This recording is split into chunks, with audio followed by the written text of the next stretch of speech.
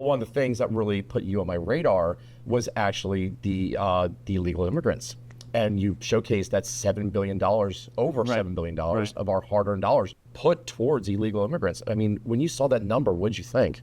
Look, we were searching to figure out how bad it was, right? With a lot of these things, and we've probably got about 4 or 5 investigations that we're doing right now. You know that it smells bad, right? It doesn't pass the sniff test, but then you got to dig in and figure it out, right?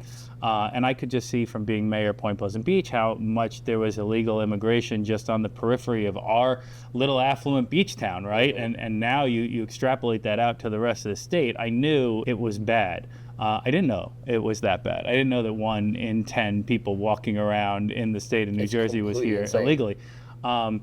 And that resonates, right? When you can quantify something factually, when you can show people a fact and figure that really, puts a situation into a clear and clean bucket, I think that is what makes a difference, because as you well know, the average person is just trying to get by, right? Of course. Average person doesn't like politics, doesn't usually like politicians, right?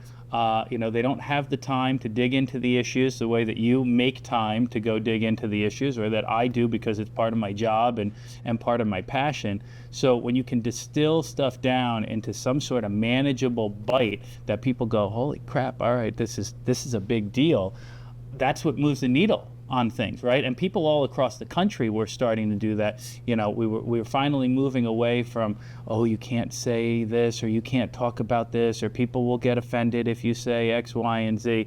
And now people are coming into the light and shining that on, situations that deserve a little bit more. People are waking up. It's starting to move elections. It's starting to change the direction of the state and the country. And that's a really good thing, Most definitely. in my opinion, right? I mean, I think having New Jersey as a sanctuary city, state, whatever you want to call it as, is completely one of the most ridiculous things.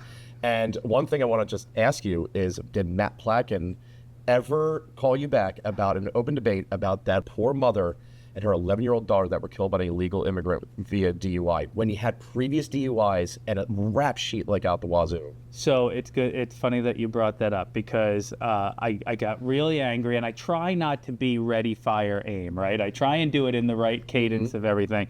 And I was like, I'm going to challenge this guy to a debate. And I took a little pause, and I was like, well, what if he accepts? And I was like, good, what if he accepts? And then I charged ahead with it. And there was a really well-known political reporter that I know for a fact reached out to him and broached the subject, and he ghosted him. And that was disappointing. You would think that Matt, with his, I think he's got an Ivy League degree and multiple of them as well, would look at, little old mayor of Point Pleasant Beach and say that he could be able to crush me. But the reality of the situation is, I think they know that what they're doing is ideological, right? I think they know that what they're doing isn't right and isn't proper and is nefarious.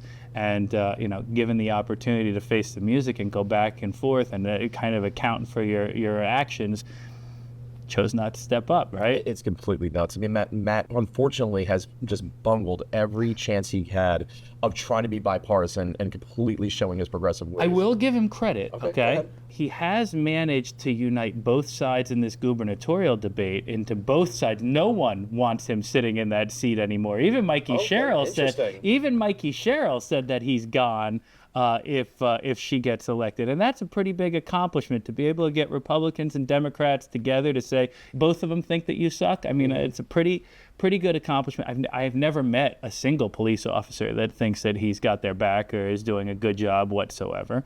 And most of our crime in this state is because he's a pandering fool, in my opinion. But go figure.